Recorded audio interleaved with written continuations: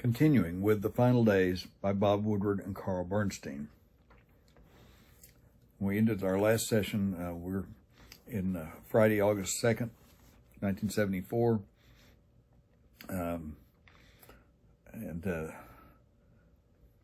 We just read about Robert Griffin of Michigan, and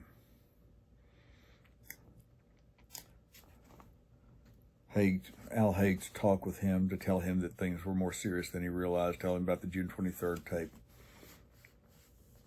and him thinking about what he could do to help move Nixon possibly toward a decision on resignation, at least to get Nixon to face up to reality of how serious things were.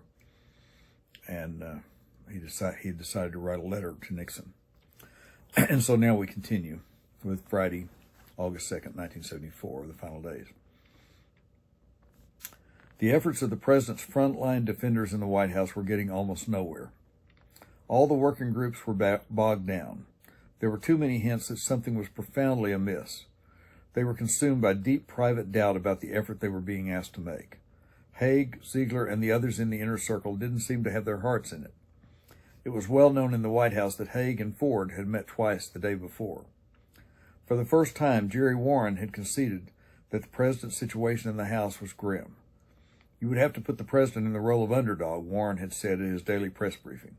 "We face an uphill struggle, but in a political struggle, you have a chance to win." McCahill and Stein worked all day under Price, developing the defense against Article 1, obstruction of justice. McCahill knew from the way St. Clair was acting that something was seriously wrong, though St. Clair refused to discuss anything. Several times that day, McCahill had interrupted Stein to say, "I just know we may have to change all this stuff." Stein tried to reassure McCahill. "The tapes will show things are better than we think," he said. McCahill was dubious. But just before 6 that evening, the defenders were recalled to Haig's office to review their progress. Haig seemed enormously weary and harassed. He let Jowan do most of the talking. Buchanan was encouraged that at last there was some structure. Jowan's organization chart, showing all the assignments, impressed him. It looked as if a serious coordinated defense was finally underway. He was ready for combat. "My guys will be in all weekend." When the meeting broke up shortly after 6:30 p.m., Haig asked Buchanan to stay behind. St. Clair and Price remained in their seats at the big table. Jowan, as usual, sat on the couch. Ziegler arrived a few minutes later. Haig took his usual place at the end of the table, and turned to Buchanan. "We've all been living with this agony for a while," he said. "Now we want you to share it with us." The problem tape was deadly. Buchanan wasn't surprised. Bizart had all but told him so, and Haig's and Bizart's remarks at the strategy meeting that morning had seemed to confirm it. Buchanan wasn't surprised. Bizart had all but told him so, and Haig's and Bizart's remarks at the strategy meeting that morning had seemed to confirm it. "An early tape or late?" he asked. "Early." "The 23rd of June? "Right." Haig seemed startled. "That was our concern all the way back," Buchanan said. His face flushed with anger, and he glanced meaningfully at Price. The recollection of preparing the May 22nd, 1973 defense statement was painful. They had double-checked and triple-checked. They had sent Bizart back to see the president to make sure there was no political purpose. "CIA?" Buchanan asked knowingly. "Yeah." Haig told him what was on the tape. "What do you think he should do?" he asked. Buchanan's response was quick and strong. "I think he's got to resign." "Basically, you've come to the same conclusion everybody else has," said Haig. "The president is thinking of doing it Monday. Twice this week he came down on the side of resignation and then backed off again. Ray has been working on a resignation speech." Buchanan asked to see a transcript of the tape. As they waited for it, they talked about what a resignation speech might say. "The president cannot state, 'I'm doing this to spare the country the agony of impeachment,'" Buchanan argued. "He has to be thoroughly consistent with the truth. Otherwise, there will be more division in the country. We have to let our own people and everybody else know why it had to be done, because of what's on the tape, because he lied." There was no discussion of whether or not the president should explicitly admit guilt in his resignation speech. The transcript would be a sufficient explanation. Haig and Bizarre assumed that the resignation would come Monday. Even if it didn't, the transcript would be out. If it's not, said St. Clair, I'm resigning. He said it matter-of-factly, and no one at the table challenged him. Buchanan replied that the transcript must be given to the Judiciary Committee. Haig told him Wiggins had already seen it and had concluded that it would cause many, if not all, of the president's defenders on the committee to switch their votes. The transcript arrived. As Buchanan read the actual words Haldeman and the president had spoken, he gave vent to his anger by banging his fist on the table and exclaiming, "Jesus Christ!" Haig's buzzer sounded. It was the president. He wanted the transcript sent up to him immediately. "We better make a copy," Julian said, and he grabbed the sheaf of papers from Buchanan and went out. He came back a few minutes later with a single Xerox copy and gave it to Buchanan to finish reading. Buchanan looked up finally and said, "He has to resign." When the 45-minute meeting ended, Buchanan returned to his office. His wife, Shelley, was waiting for him. "It's all over," he told her. He suggested that they head for a bar and mark the occasion with a good old Irish reaction. Ziegler hadn't said a word during the meeting. He knew that Buchanan's judgment would carry a lot of weight with the president. Nixon regarded Buchanan almost as a son. He admired his politics and respected his views. Now Buchanan had joined Price, St. Clair, Bizarre, and Haig in judging the tape lethal. Ziegler thought they were probably right, but he was still not certain. He worried that Haig and the rest were moving too fast, creating a situation in which resignation would become inevitable, whether or not it was the correct course. Buchanan was pushing hard for resignation even before the tape. Bizarre was pushing hard for resignation even before the tape came out, before anyone had a chance to gauge objectively its impact on the Senate. Confused and anguished, Ziegler took both the transcript and his doubts to Frank Gannon. "It's not that bad," Gannon concluded. Many of the references seemed to him ambiguous. It's an early tape showing early knowledge of White House involvement in the break-in, but it looked to Gannon as if there was a longer word count in the section on legitimate CIA considerations and national security than in the brief section which referred to the political implications of the break-in. 2 weeks is not that long to hold something back, and he did tell Gray within 2 weeks to follow Watergate no matter where it led. The problem, Gannon told Ziegler, was that Nixon was not really focusing on the substance of the tape in considering resignation. He was allowing himself to be swayed by the reactions of his advisors. The real damage of the tape was that it had been held back for 2 years. But it was not the smoking gun, he argued, unless those inside the White House chose needlessly to classify it as a murder weapon.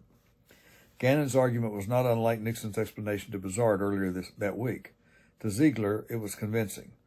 Certainly there was nothing so obvious about the tape's real meaning as to warrant locking the president into resignation at this point. Those who were pushing for resignation were those responsible for the care and keeping of the tapes, as well as for the president's defense. It was understandable. They were on the line, too. Gannon and Ziegler thought they were panicking. Ziegler said the president might go on television Monday, probably to resign, though nothing seemed certain. The tape failed to merit such a drastic act, Gannon argued, and if the president were eventually to step down, his reason should not be that particular conversation. Ziegler was persuaded. Haig stayed alone in his office after Buchanan and the others left. About 9 o'clock, he telephoned his younger brother Frank, a Jesuit priest and professor of nuclear physics at Loyola College in Baltimore. Although the two brothers were close, they had seen each other only once in the last 4 months. Al Haig asked his brother about the health of their 84-year-old mother, who suffered from angina and had recently been hospitalized. The general asked Frank to check in on her. He wouldn't be able to do it again for a while, he explained, because things were getting pretty hectic at the White House. Frank thought his brother sounded tense, almost desperate. He knew that Al had been under severe pressure at the White House. Last month, on the phone, Frank had asked him if there were any people he could rely on to help him. Haig had mentioned Bizarre as one of the few. But Frank knew that Bizarre's heart attack had reduced his usefulness.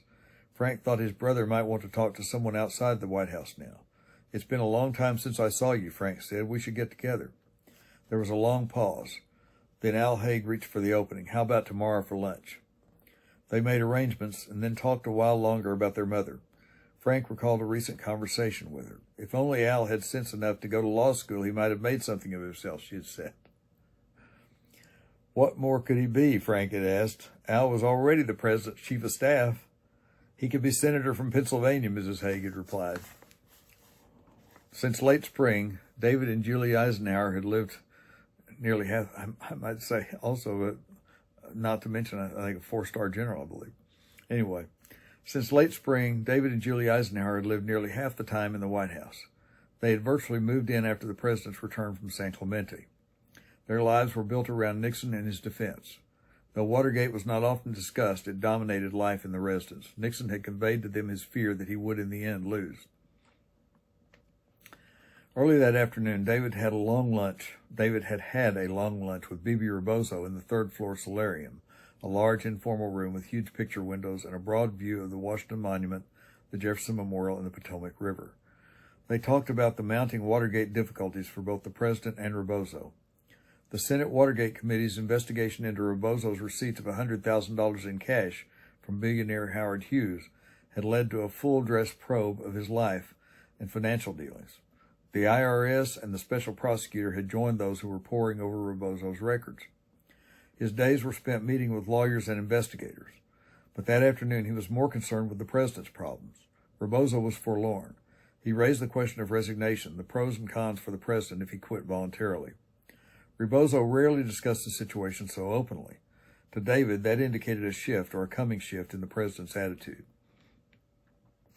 Was it worth it for Nixon to fight this thing through the Senate, Rebozo asked, and he struggled for the answer. He didn't know. He was trying to review what had happened, think through the sequence of events that had permitted Watergate to swell to such dimensions. There was very little bitterness in his voice, just bewilderment and disgust at the lawyers. For Rebozo, they were the source of much of the difficulty. What was truly amazing, he concluded, was the president's strength, the fact that he was still around after all that had happened. It was a thought that worried David. The president was passive, despondent. For months, David had been waiting for Mr. Nixon to go bananas, as he sometimes phrased it. He and Julie had discussed it. David thought the president might commit suicide. Nixon's political life was his life, totally. And now it was going. Even Mr. Nixon could see that in his clearer moments. David seemed convinced he would never leave the White House alive. That evening at about 6:30, David was in his comparative law class at George Washington University when a message came to call his wife at home. David left class and went to a phone. "I want you home," Julie said. David said he would be right there. Home meant the White House, and his wife's voice and her tenseness revealed a great deal. David rushed back to class, stuffed his books and papers into his briefcase, and walked 2 blocks to the White House. He concluded that the family was being called together to review another Watergate crisis as they had been in May and December of 1973. David was used to the drill, listening, weighing options, boosting Mr. Nixon's morale, and finally resolving to fight. When he got to the White House, he went upstairs to see Julie. She had talked with her father. "Daddy says it's all over." David went down the hall to the Lincoln sitting room where he found the president and Rebozo. As was his custom, the president had not called for anyone to come. When he wished company, he simply made himself available. The president still had his dark blue suit and tie on. The air conditioner was on high, and as usual, a fire was burning in the fireplace. The president sat staring into it, his feet up on an ottoman. It was a moment before he realized that David was in the room. "It's over," Nixon said. Nixon told his son-in-law. "We've got to decide by Monday night whether to get out of here." Then his voice trailed off. He continued to gaze into the fire. "Why is it over?" David asked. "There was a new tape," the president replied. "The question of whether to fight or to resign had to be decided by Monday because the transcript would be released then. Remarks are being drafted for Monday night," he added. He didn't say what the remarks would be about. Nixon picked up the phone and called Haig. He wanted the transcript sent up. The president turned to David. "The transcript would explain the situation," he said despondently. As they waited, Nixon told him Bazart judged the situation hopeless. Fred had been saying it was over since the day of the Supreme Court decision, the president said. "And St. Clair?" "St. Clair is upset," the president answered without further explanation. He seemed irritated with his lawyers. They wanted to give up before he was ready. When the transcript arrived, David took it to another room. Julie joined him. Rebozo, Tricia Cox, and Mrs. Nixon moved in and out of the Lincoln sitting room almost in shifts. As he read the transcript now, David was convinced it was over, either by impeachment or by resignation. Julie did not express disagreement, though she was not ready to agree either. They went back to the Lincoln sitting room, and David went to the president's side. "It's been my feeling that we're not as innocent as we said or as guilty as they said," David said. Nixon did not react. He kept looking into the fire. They were all familiar with his tendency to let conversations go on around him. The president had shared his office with the family. He always included them. They were there when decisions were made. Now they were trying as a family to come to grips with impeachment or resignation. They searched for a frame of reference, some way to put into context what was happening to them. Was it like being on the losing side on election eve? Or like Charles I, were they being beheaded? Or are we the Romanovs? David wondered aloud. The secret to making a point in the Nixon family had always been to start with an accepted premise and then to offer distinctions. The premise that had been established this evening was that Watergate, whatever its significance, was an injustice, a small matter which, in fairness, should not cost Nixon the presidency. But it was the president himself who pointed out the hard realities. Impeachment was now a certainty, he said, and removal by the Senate a probability. The family had to be prepared for that. Then he lapsed into silence. David, sitting with his back to the fireplace, could see the flames reflected in Nixon's glazed eyes. The president looked sad and broken. David had never seen him look so bad. The phone rang, and Nixon picked it up. The conversation was brief. "I wish he hadn't said that," the president said, and turned around to report that Haig had just told him Buchanan's reaction. "Pat thinks it's fatal," the president reported. "He reacted the way I expected he would," and he stared once again into the fire. Julie was particularly concerned that her father's hand not be forced by defections. Her lines to the staff were excellent, and that afternoon she had received several calls reporting that some members were deserting the president. There was no question that the staff was dispirited, the president said.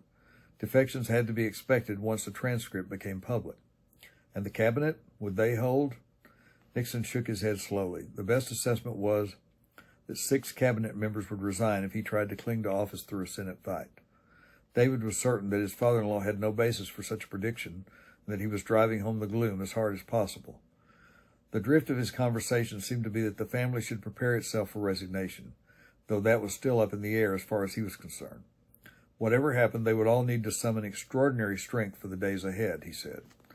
About 9 o'clock, Ed Cox arrived and was given the transcript to read. The tape, he said, is not that conclusive. Cox's approach was calm and lawyerly. "Don't hurry," he advised. He sounded almost optimistic at times as the talk moved back and forth from one family member to another. They were all aware that in his way the president was seeking their assessments.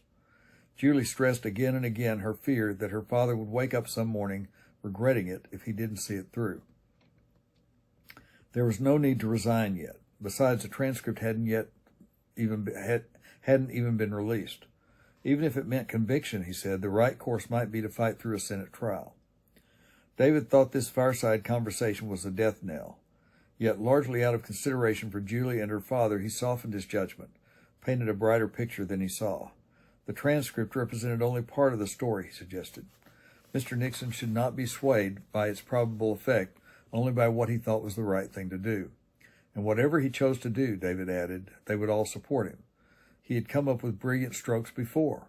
There was always a chance he could do it again, even now. Rebozo offered no opinions. He simply repeated what others said. He looked stricken and tired. Mrs. Nixon said very little. The others were extremely solicitous of her feelings, sensitive to the fact that she had never been very happy, certainly not during her time in Washington. Whenever anyone raised the possibility that the president could survive the tape, Nixon tensed. It was over, he insisted. He seemed fearful that the others were bending backward to be considerate because they thought the tape was so damning. Their reaction seemed only to intensify his pain. No, he repeated, they all had to see that it was the end. To David, it was only a question of whether there should be a quick execution or whether they would be like the survivors in the novel on the beach, waiting grimly for an end they knew must come. Part of Nixon wanted to fight, to pull them all through, to save them. Quitting would be interpreted as a blanket admission of guilt, he said, an acknowledgement of all that his enemies accused him of. All they said about me. All they said about us. He wouldn't have that. The immediate question was what they, the Congress and the press, would do with the transcript. Perhaps there was still a way to prevail, to make the best speech of my life, but he seemed to reject the prospect even as he mentioned it. Normally, Nixon followed a conversation carefully with his eyes, back and forth, boring in on whoever was talking or being addressed. Not this night, David thought. Not this night. Got to get new glasses. Not this night. David thought Mr. Nixon seemed almost tranquilized. He talked quietly, leaving sentences and thoughts unfinished, avoiding all eyes. As it grew late, his manner became more disjointed, and he seemed on the verge of coming apart. The president started reminiscing. It was the most difficult moment of all, a signal that he was capitulating. He talked about their early days in the White House, the foreign policy initiatives, Trisha's wedding, the White House itself, its history, its comforts, the friends, the staff, the parties. One memory unlocked the next, but there was no mention of anything since June 17, 1972, not even the triumph of the re-election victory. It was nearly midnight when the conversation finally stopped of its own weight. The question was unresolved, at least in any explicit way. "I am deferring any decision for now," Nixon finally said. "We'll get together in the morning and decide this." He picked up the phone by his side and called Haig. Nothing had been decided, he said. The others left, and Richard Nixon was alone by the fire again. In the Eisenhower's bedroom, Julie called Buchanan's house. Shortly, Shelley Buchanan roused her husband, who was half asleep after a number of martinis at the Moon Palace, and told him that Julie was on the phone. Buchanan knew why she was calling. He said it could wait until the morning. Shelley told Julie that Pat was asleep. For Julie and David, the response was answer enough. Even Buchanan was in the resignation camp.